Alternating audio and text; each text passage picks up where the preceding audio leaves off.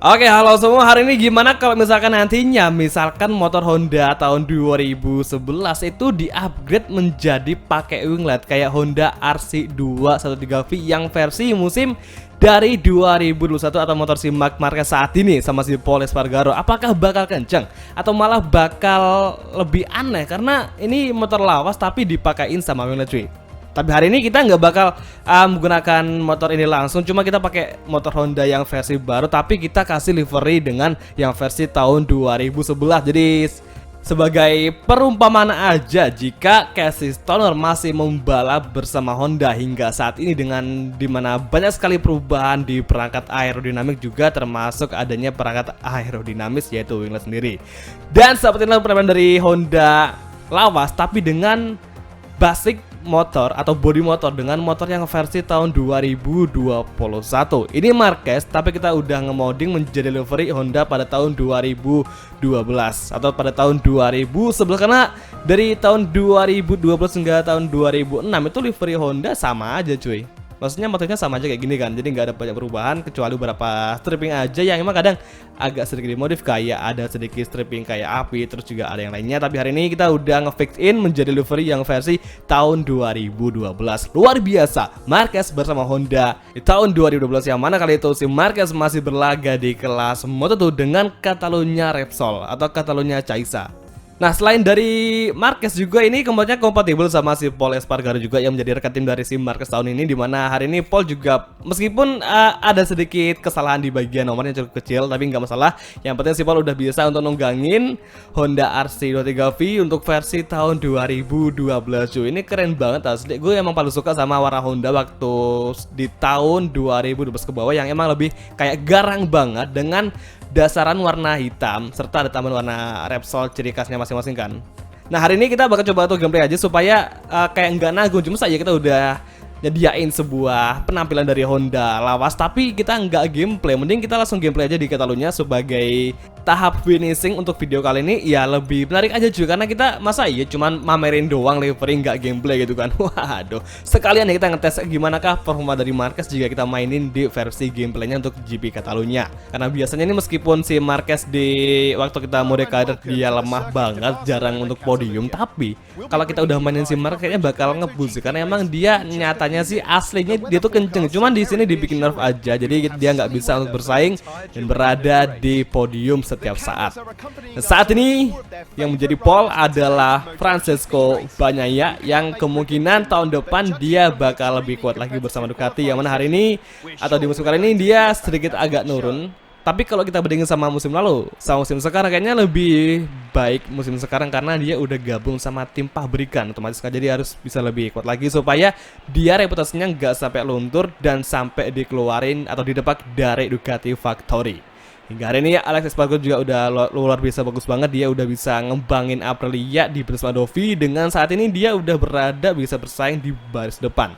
Nah, saat ini Marquez dengan seragam Repsol lawas mampukah berjaya minimal bisa podium 3 itu udah luar biasa banget karena kita hari ini udah start dari posisi kelima, kita nggak ikut kualifikasi tapi kita udah pakai posisi manual untuk memilih. Dan hari ini kita seperti biasa menggunakan step rekomendasi, cuman untuk ECU-nya atau elektronik kita cek dulu karena biasa nggak sesuai sama apa yang kita inginkan, termasuk di engine brake harus kita kurangin cuy. Oke, akhirnya kali ini untuk kompon ban medium hard dan semoga aja hari ini Surasep, aduh Surasep ingat sama Karir cuy. Soalnya Marquez bisa untuk sesi warming up lap dan alhamdulillah si Franco Morbidelli udah ngedorong Marquez untuk berjalan cuy. Ini menjadi problem yang sangat lawas bagi player PC karena dari player PS4 seperti yang sering nge-DM gue di Instagram katanya sih untuk PS atau PlayStation nggak ada masalah kayak gitu juga, atau kita nggak mau ngelakuin start, kayaknya memang cuma PC aja yang kayak dianaktirikan sama si Malinson anggap ucara kucuy. Nah, saat ini Luciano Torres MotoGP bersama Repsol Honda untuk versi tahun 2012 yang udah dipakein winglet atau dalam kurung livery doang. Oke, semangat. Just a few moments to go and the Catalan Grand Prix will officially begin. Riders are getting focused because they know that they'll have to give 100% from the very beginning. Oke semua, ini dia secara sekelas MotoGP seri Catalunya untuk gameplay bersama Marquez bersama Honda Lawas. Dan saatnya kita bertaruh di sini GP Catalunya, Barcelona Grand Prix, dan tepatnya Ducati masih memimpin. Kita overtaking ke tengah, kita overtaking Ducati itu Pecco Bagnaia dan Johan Zarco dari si kanan perlahan masuk di first corner saat ini. Bagus sekali arahan dari Puig yang udah ngebawa Marquez kembali bangkit dengan livery spesial di GP Catalunya saat ini. Akankah Marquez bisa mengejar Bagnaia nantinya di sektor kedua, karena hari ini kita agak cukup kesusahan meskipun kita udah bisa untuk deketin Pecco Bagnaia di lap pertama kali ini di posisi kedua. Luar biasa, makin bagus. Nah, kita sembari kita ngomongin Honda saat ini tuh gimana ya, Honda tuh kemarin tuh kenapa nggak bisa bagus, mungkin karena emang pengembangannya masih belum terarah cuy. Karena yang ngembangin ada Stefan Bradl, Espargaro Paul, kemudian Alex Marquez juga ada Taka. Dan Marquez tuh tiba-tiba datang dan dia nggak tahu mau ngembangin bagian mana dulu kan, nggak mau di manakah yang harus dibenahi karena bukan Marquez yang pegang dari musim lalu. Semenjak Marquez crash hingga saat kemarin di seri Sachsenring atau di seri Catalunya itu udah si Marquez sudah mulai ngembangin lagi dengan memberikan sebuah atau update dengan penambahan winglet yang versi baru yang mirip pada versi tahun 2018. Jadi itu udah menjadi suatu perubahan juga yang bagus, karena dengan cara seperti itu Honda udah mulai bisa terarah lagi di manakah dia harus ngembangin motor untuk siapa. Yang jelas pastinya kalau Honda sih dia bakal fokus ngembangin untuk Marquez ya, walaupun sebenarnya untuk pembalap lainnya itu juga agak dikembangin, cuman dia lebih fokus ke Marquez ya, emang lebih dominan. Yang sekernya emang ada peluang untuk juara dunia lagi untuk yang ke-9 kalinya. Bahkan kemarin di Belanda kemarin sebenarnya kalau si Marquez di kualifikasi dia nggak sampai keras, mungkin dia bisa untuk start di Q2 atau masuk Q2, dan dia mungkin bisa juga untuk berada bersaing juga dengan si Maverick Vinales serta Fabio Quartararo, karena gapnya nggak terlalu jauh antara pembalap pertama hingga posisi 5 besar. Saat ini Pecco Bagnaia udah semakin rapat, kita masih menempel mencari peluang dari si kanan. Ini dia ada peluang, langsung masuk di kanan, kita overtaking Pecco Bagnaia di kanan, masih mengejar, kita langsung ambil alih, tapi sayang sekali kita nggak boleh gegabah dan Pecco melebar. Peluang bagi Marquez, kita masuk dari kanan dan luar biasa akhirnya Marquez kembali masuk dan di fight back oleh Pecco Bagnaia dari segi Ducati Factory, melebar lagi. Kita overtaking di exit corner, di akselerasi, dan akhirnya Marquez kembali comeback di GP Catalunya untuk posisi pertama dan menjadi lead the way. Ngasapi Ducati yaitu Pecco serta Johan Zarco. Kita nggak boleh bahagia terlalu dini karena biasanya bener aja dong si Pecco udah masuk cuy. Dan kita kembali berduel. Nampaknya Pecco iya malah mobil tadi si Pecco Bagnaia cuy. Iya astaga. Oke, kali ini tepatnya di tikungan Lacaisa ke-10. Masih fokus mengejar lagi di final sektor. Wah, aduh, kita salah ambil jalur nih. Makanya si Maverick sama Johan Zarco langsung masuk cuy. Kita aduh kecolongan nih, kita kurang fokus nih. Tapi tenang aja, masih track lurus. Dimana di track lurus biasa ini kalau pembalap yang kita pakai itu memiliki top speed yang gila banget, kayak Ducati yang versi real life cuy. Saatnya mencari titik fokus untuk mengovertaking Ducati di track lurus. Ini dia, masih mengejar livery baru, semangat baru bagi Marquez, dan kita overtaking Johan Zarco serta Pecco Bagnaia dari si kanan. Dan luar biasanya mau ngapain? Sorry Johan Zarco, bisa-bisanya Johan Zarco di kecepatan tinggi malah dong bener aja kita malah di kontak langsung sama AI. Ini AI itu dia AI di MotoGP 1 itu sukanya ngebalas cuy, suka ngebalas dendam loh. Makanya kita tadi di hitung kedua agak sedikit kepentok sama si Johan Zarco. Yang tadi itu pertama sempat kita dorong juga, dan itu nggak sengaja, tadi kita malah ngekontak si Johan Zarco hingga Johan Zarco malah ngelebar dan akhirnya Pecco di overtake oleh Johan Zarco. Gila Johan Zarco, dia bisa ngebawa Marquez. Ini ibaratnya si Marquez kayak sementara towing, kita lagi towing untuk fokus ngikutin resi lain dari Johan Zarco. Dan saat ini tikungan ke-7 Chicane, kita balik ke kanan exit corner, masih berfokus mendekati Johan Zarco di lap ketiga sektor ketiga tikungan ke-9, menanjak dan menuju trek lurus. Dan ternyata hari ini, ternyata di musim depan nantinya Ducati nurunin 4 tim sekaligus. Luar biasa, itu suatu kayak pemborosan banget sih. Masa iya sih? Itu bayangin aja cuy, kita sebagai orang Indo yang notabene kayak suka hemat atau suka kayak kasihan, itu ngapain Ducati nurunin 4 tim sekaligus? Kayak boros banget sih. Suzuki aja yang udah juara dunia kemarin bisa untuk nikatin atau ngumpulin poin di konstruktor bahkan di championship. Yang penting sering menang aja sih. Nah, Ducati turun dengan 4 tim sekaligus. Gila gak tuh? Saat ini masih mencoba slip trim dari kanan. Kita overtake Zarco dan akhirnya luar biasa berhasil mengalahkan Zarco yang tadi sempat berkontak dengan Marc Marquez di tikungan pertama, tepatnya di breaking point, di zona breaking point di tikungan pertama saat ini. Saat ini Marquez menjadi leader lagi, mengasapi Johan Zarco serta Maverick Viñales, dan sepertinya si Bagnaia tadi ngepush dari awal lap dan mungkin dia udah mulai kehabisan ban ya. Kita ajarin ini pakai kompon medium hard, sebelah kanan itu di ban depan medium. Udah kritis banget cuy, udah gak ada bahkan gripnya, tinggal sebelah kiri harapan kita. Oke, Johan Zarco, Maverick Viñales di belakang. Q-Focus Q-Fighting, perjuangan Honda dengan livery lawas belum usai dan di exit corner menuju Cika di depan tikungan ke-7 dan menuju tikungan ke-8. Aduh, serak banget cuy. Oke, hari ini masih berfokus lagi.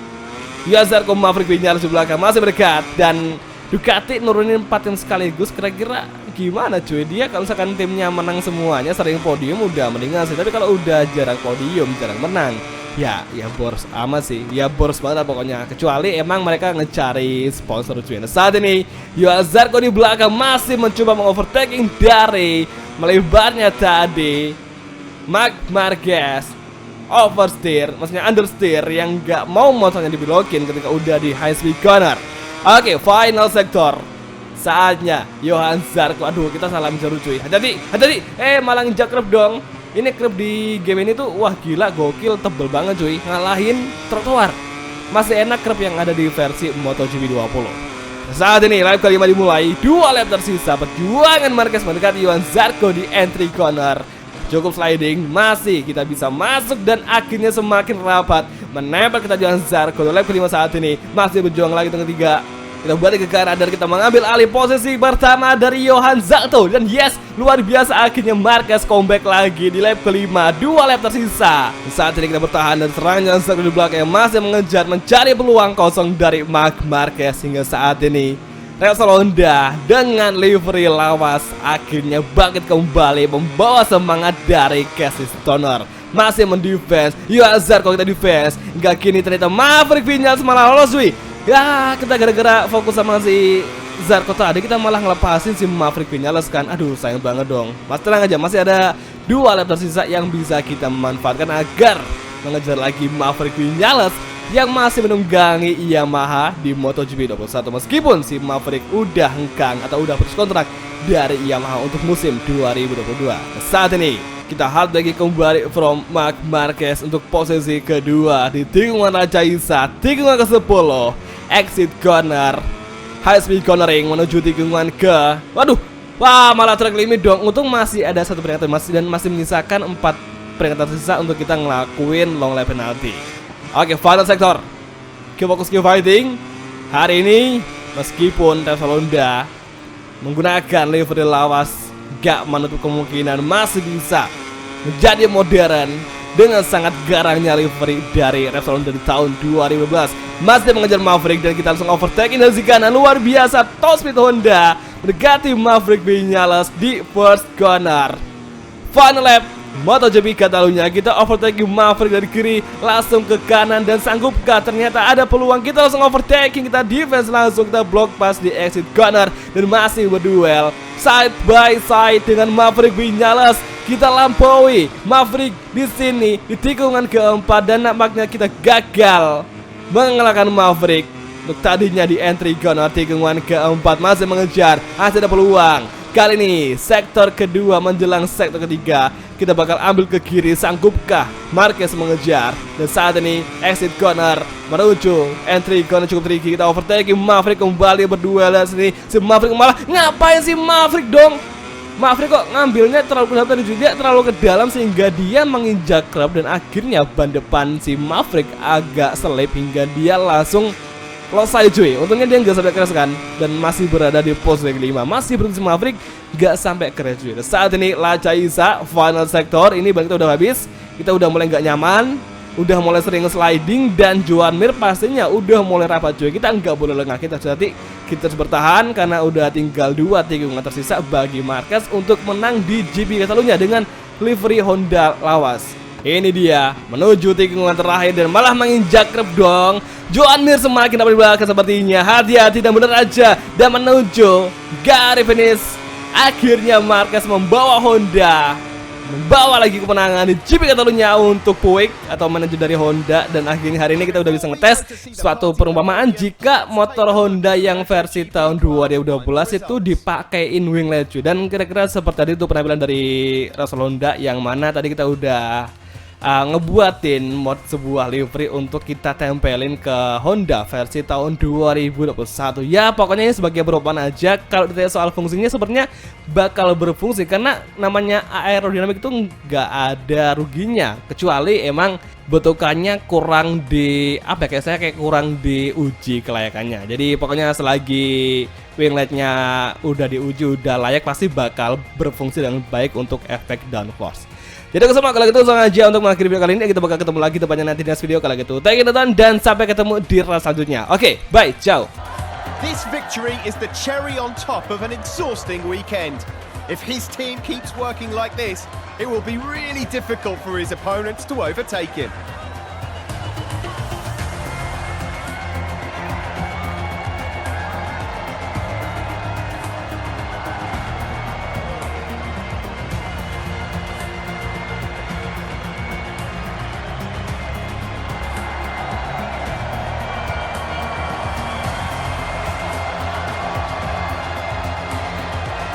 Here comes Marquez, who's absolutely over the moon.